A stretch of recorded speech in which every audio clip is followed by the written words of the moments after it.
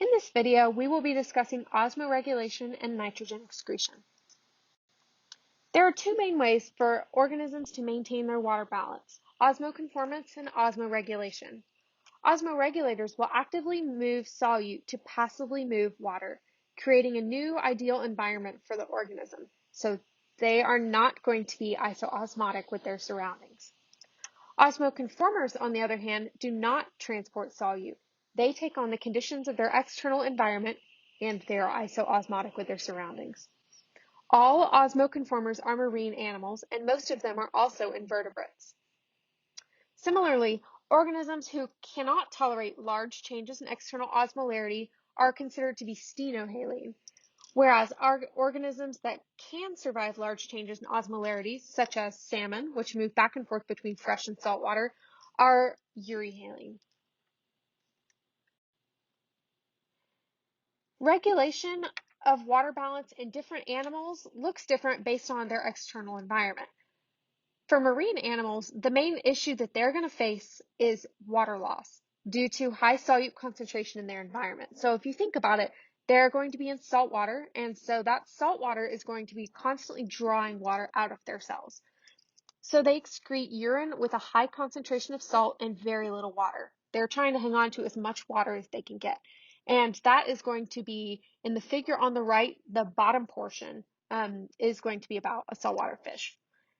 Whereas land animals, they also face the issue of water loss, but they're instead worried about dehydration. They're not worried about their environment sucking out all of their water. So they instead will convert ammonia to urea. Ammonia is NH3 prior to excretion to conserve water. So they're going to excrete urea. And then freshwater animals face the opposite problem. They're not worried about losing water.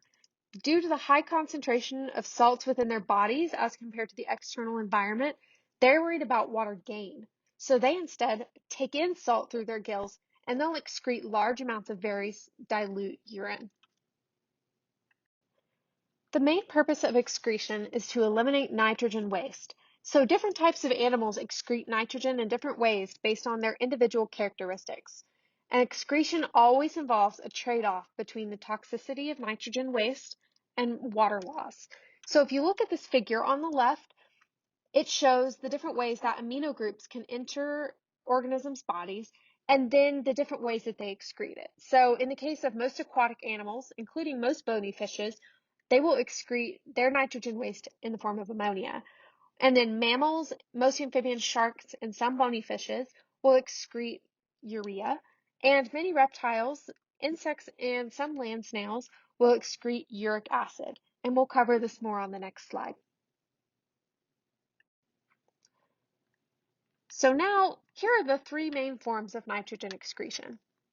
So number one is ammonia, which is highly soluble in water, but is highly toxic. And so it's excreted by fish because it can reasonably be spread out over a large distance to reduce its toxicity and be diluted by the fish's external environment. Urea requires some energy processing and is not as soluble as ammonia, but it helps prevent water loss in terrestrial animals. And that's going to be excreted by mammals, amphibians, sharks, and some fish. Finally, uric acid requires lots of energy to produce, but it's much less toxic than urea and ammonia. It's going to be excreted by birds, reptiles, and insects, all of which grow up inside of an egg. This is significant because the decreased toxicity prevents poisoning of the organism while it's growing inside of the egg. And as is always true in biology, the form matches the function. So the form of nitrogen excretion will always match its function. I hope you found this video really helpful. The concepts and information presented in these videos will be true no matter what biology class you are taking. However, the concepts presented in this video are referencing material currently covered in Baylor University's coursework. Remember, if you are a currently enrolled Baylor student, we offer free tutoring services. Our tutoring center is located on the first floor of the Sid Richardson building.